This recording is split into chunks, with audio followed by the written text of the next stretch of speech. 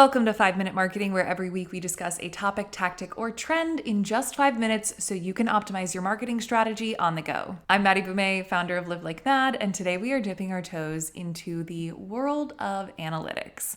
But before we get into that, let's make sure to connect on Instagram and TikTok. You can find me at livelikemad.co. I want to preface this episode really quickly with the fact that I know a lot of marketers who are coming from a more creative approach hear the word analytics and they're like, absolutely not. I did not know I needed to math. Count me out. And so I'm hoping by the end of this episode, we've sort of broken down the mystery of analytics a tiny bit, and you feel a little bit more comfortable as you're about to kind of dive in and look at your insights. Now, the most important thing to note when it comes to your analytics is in order to see if you're growing and how you're growing, you need to know where you've started from. And so that's the key with analytics, is being able to have numbers that showcase your growth so you can see what strategies, content, etc. is causing that growth or maybe slowing that growth down. For me, I track analytics every week. I have a beautiful Google sheet where I write in all of those numbers so I'm able to see how things are fluctuating week to week. Now, you might be wondering, how did I come to those numbers?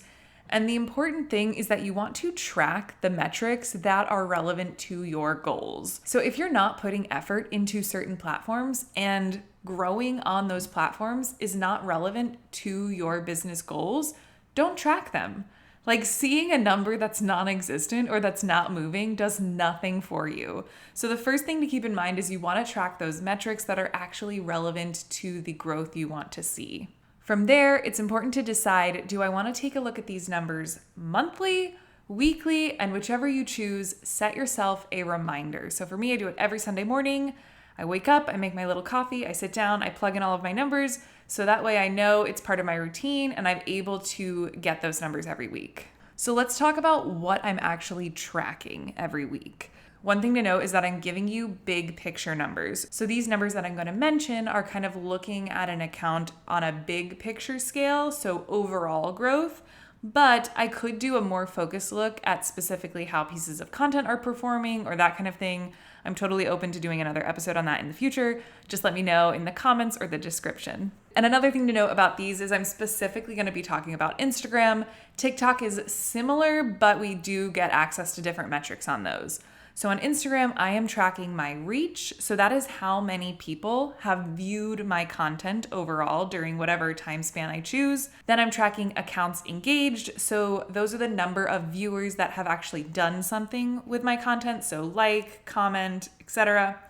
I'm tracking my followers, and then from there, I will calculate my follower growth rate either week to week or month to month. And then I'm tracking my followers. And with my followers, I also calculate my follower growth rate. So I'm able to see that either on a week to week basis or month to month. These are all going to pertain to Instagram, but let me know if you want me to do a breakdown of those TikTok metrics as well. All of these analytics can be found in the Instagram app under Insights, except for your follower growth rate. So that's something you actually have to calculate. I love follower growth rate, especially because I usually calculate it on a graph, so I'm able to visually see how I'm growing.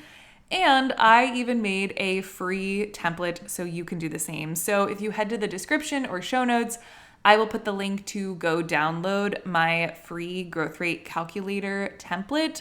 I have a whole tutorial that walks you through exactly how to use it. And so then you're able to not only see those growth rate percentages, see the graph, but you can copy and paste that information for any sort of analytics reporting or anything you're doing like that. I want to wrap up this episode with just saying that if you are already growing and you've seen growth on your account, implementing analytics and reporting can be really helpful to get even more strategic and see what's driving results and what's not. And then if you're brand new, getting your analytics together from the start is just a great foundation to lay as you continue to grow your account, grow your brand and business. I hope perhaps this eased a little bit of those nerves that come up with analytics